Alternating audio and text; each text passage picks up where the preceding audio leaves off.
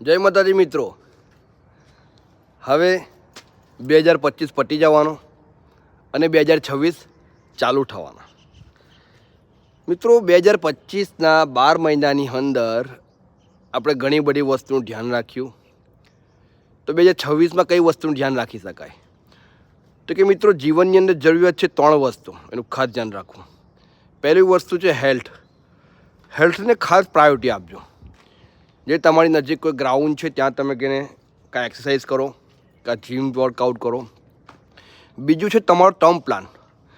તમે કોઈ પણ એજના હો, માટે જવાબદારી હોય, બાળકોના એજ્યુકેશન, એ લોકોના મેરેજ ને તમારા પેન્શન, ત્રણેય માટે ટર્મ પ્લાન ચોક્કસથી લેજો. ને એનાથી પણ મહત્ત્વની વસ્તુ છે મેડિકલ ઇન્સ્યોરન્સ.